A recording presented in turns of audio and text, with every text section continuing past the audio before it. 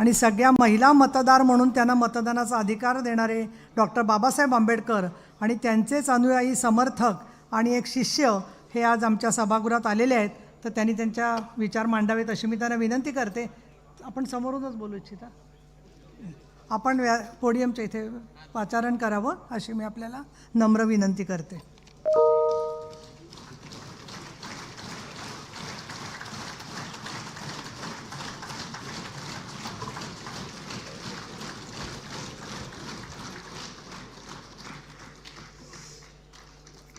महाराष्ट्राचे सन्माननीय मुख्यमंत्री देवेंद्रजी फडणवीस,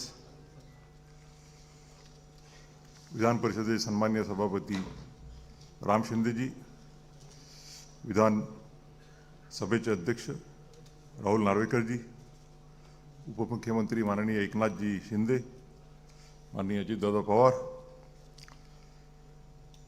भारताचे समाज कल्याण राज्यमंत्री रामदासजी आठवले, महाराष्ट्राचे विधान कार्यमंत्री चंद्रकांतदादा पाटील, विधान परिषदेच्या उपाध्यक्षा नीलमताई गोरे,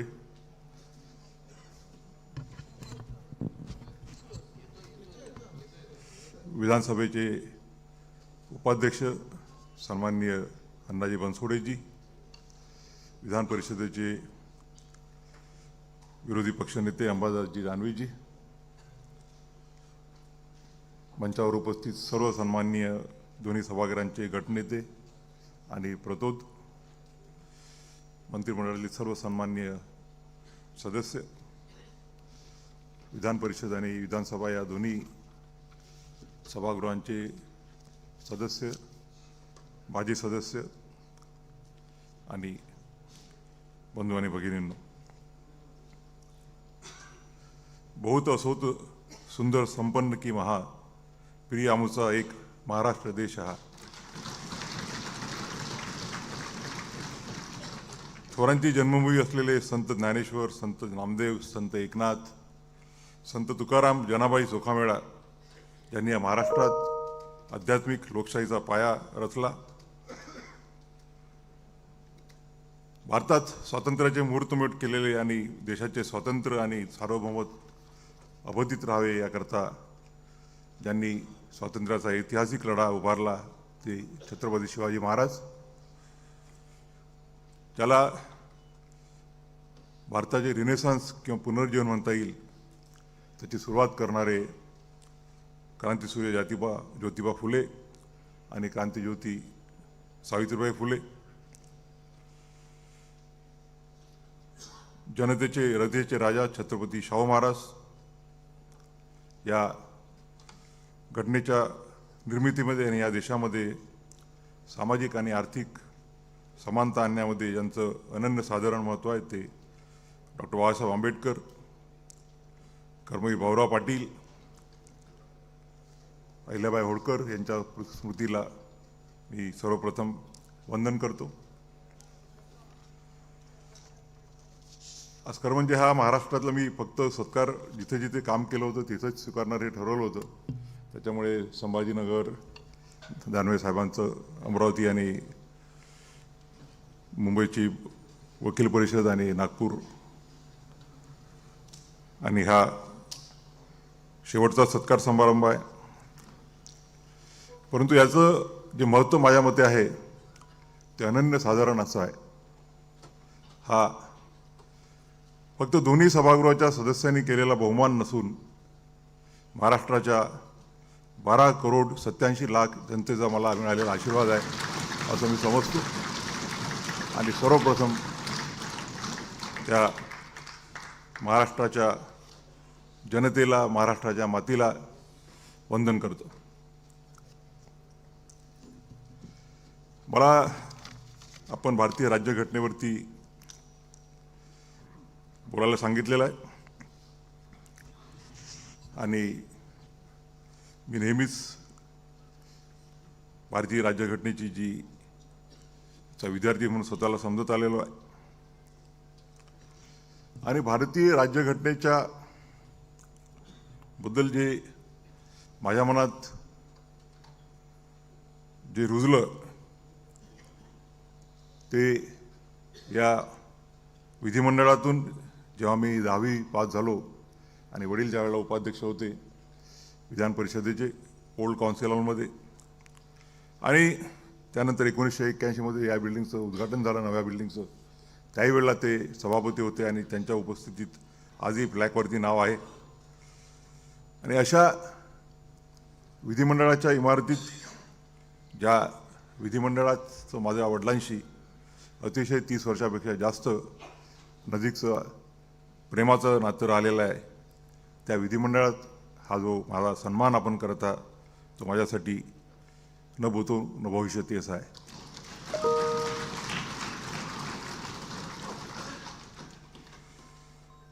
आपल्याला सर्वांना माहीतच आहे की 9 डिसेंबर 1946 रोजी भारताच्या घटना समितीची पहिली बैठक झाली आणि त्यानंतर 13 डिसेंबर 1946 रोजी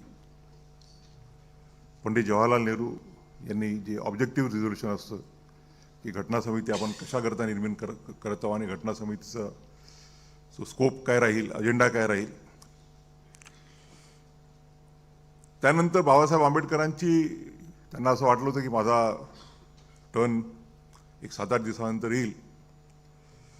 परंतु 17 डिसेंबर 1946 रोजी बाबासाहेबांना पाचारण करण्यात आलं आणि ते म्हणाले की खरं तर माझी तयारी नाही आहे, मला अधिक वेळ पाहिजे होता, मला वाटलं होतं की 2-3 दिवसानंतर माझा क्रमांक येईल, परंतु मला पाचारण करण्यात आलं. ती मी विस्ताराने जे बोलू इच्छितो असतो ते बोलता येणार नाही, तरी माझे विचार मांडेल. आणि बाबासाहेब त्यांना त्यावेळेला माहिती नव्हतं की ते घटना समितीचे सदस्य, मसुदा समितीचे सदस्य होतील किंवा मसुदा समितीचे अध्यक्ष होतील. तर बाबासाहेब म्हणाले की या ऑब्जेक्टिव्ह रिझोल्युशन्समध्ये अनेक अशा बाबी आहेत की माझ्या मते it is lacking in various aspect.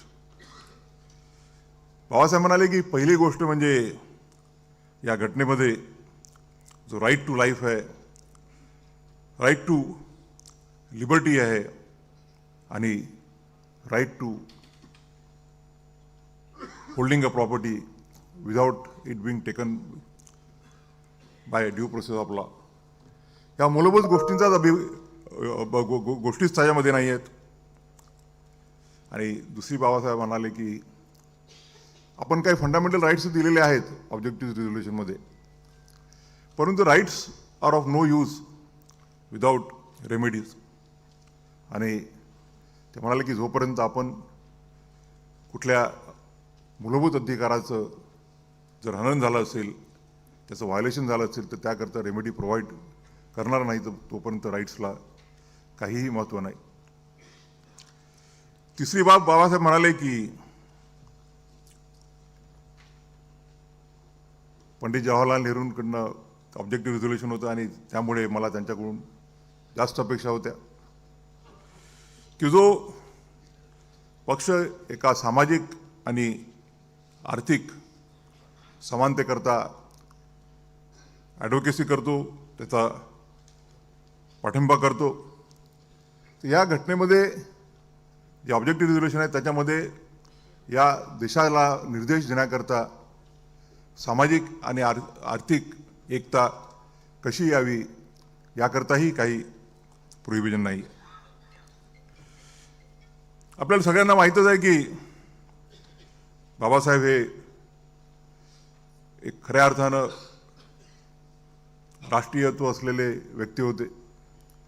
Babasaheb नेहमी म्हणायचे की I am first Indian and last Indian. आणि त्या पहिल्या भाषणातच बाबासाहेबांनी म्हणाले की whenever the dignity of the nation is involved it is paramount. जेव्हा केव्हा देशाच्या प्रतिष्ठेचा प्रश्न येतो, मग त्या प्रतिष्ठेसमोर कुठल्या एखाद्या व्यक्तीची, कुठल्या एखाद्या राजकीय विचाराची, कुठल्या एका संस्थेची प्रतिष्ठा ह्या सगळ्या संपल्या पाहिजेत आणि देशाच्या प्रतिष्ठेसाठी आपण सर्वांनी एकत्रित झालं पाहिजे. बाबासाहेब बंगालमधून निवडून आले होते घटना समितीवरती आणि पार्टिशन नंतर त्यांना ती जागा रिकामी करावी लागली. कारण की तो भाग पाकिस्तानमध्ये गेला होता. आणि त्यानंतर 22 जुलै 1947 रोजी बाबासाहेबांना मुंबई प्रोव्हिन्समधनं घटना समितीवरती घेण्यात आलं. बाबासाहेब म्हणाले की त्यानंतर 4 नोव्हेंबर 1948 त्यानंतर 29 ऑगस्ट 1947 रोजी बाबासाहेबांना पहिल्यांदा घटना समितीचं सदस्य आणि त्यानंतर मसुदा समितीचं अध्यक्ष करण्यात आले. आणि मग मसुदा समितीने सांगोपांग जवळपास 1-1.5 वर्ष कार्य केल्यानंतर राज्यघटनेचा फायनल ड्राफ्ट बनवला आणि तो 4 नोव्हेंबर 1948 साली डॉक्टर बाबासाहेब आंबेडकरांनी घटना समितीसमोर सादर केला. आणि त्यांच्या भाषणात त्याचे 4 नोव्हेंबर 1948च्या कुठल्याही संविधानाच्या विद्यार्थ्यांनी बाबासाहेबांचे जे संविधान सभेमधील भाषण आहेत त्याचा निश्चितच अभ्यास करायला पाहिजे. बाबासाहेब म्हणाले की we have provided a federal structure, परंतु हे फेडरल स्ट्रक्चर अमेरिकेसारखं नाही आहे. Under the American federal system there are 2 things which do not suit the Indian society. Babasaheb म्हणाले की माझ्या मते संपूर्ण देशाकरता एकच घटना अभिप्रेत आहे आणि अमेरिकन कॉन्स्टिट्यूशनप्रमाणे संघराज्यासाठी वेगळी घटना आणि राज्यांसाठी वेगळी घटना हे जे प्रोव्हाइड करण्यात आलेलं होतं ते म्हणाले ते चुकीचं आहे. दुसरी बाब बाळासाहेब म्हणाले की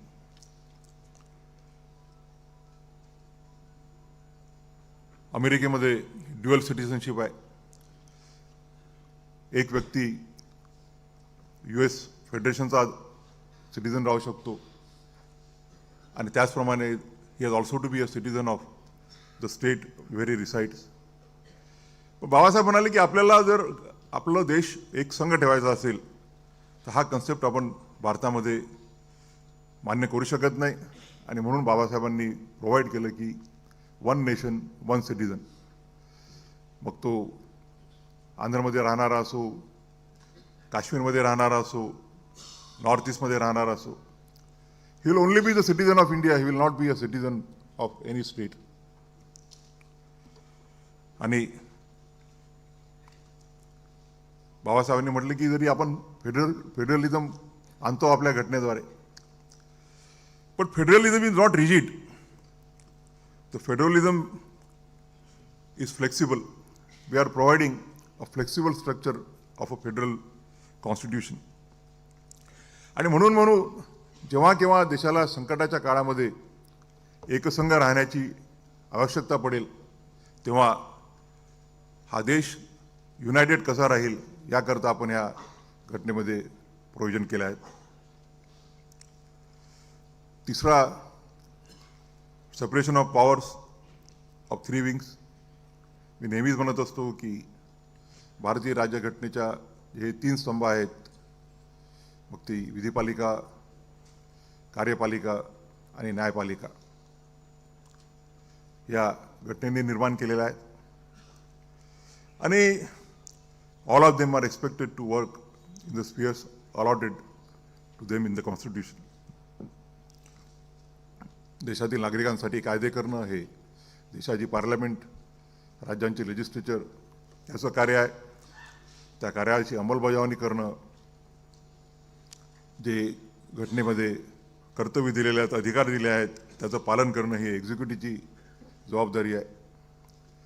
आणि लेजिस्लेचरने केलेले कायदे हे घटनात्मक घटनेच्या बाहेर आहेत की नाही किंवा within the framework of the constitution आहेत की नाही हे पाहण्याचं, किंवा the executive acts within the constitution limits or the laws as enacted by the legislature हे पाहण्याचं काम ज्युडिशरीचं आहे.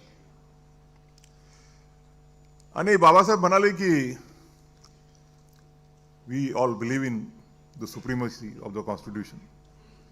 कॉन्स्टिट्यूशननी प्रत्येक 3 विंगला आपले आपले अधिकार वाटून दिलेले आहेत आणि जर त्या अधिकारांचं आपल्या घटनेच्या सीमेमध्ये जर कार्य होत असेल, त्या अधिकारांची अंमलबजावणी होत असेल, तर मग कुठल्याही संस्थांमध्ये कॉन्फ्लिक्ट येण्याची परिस्थिती येणार नाही.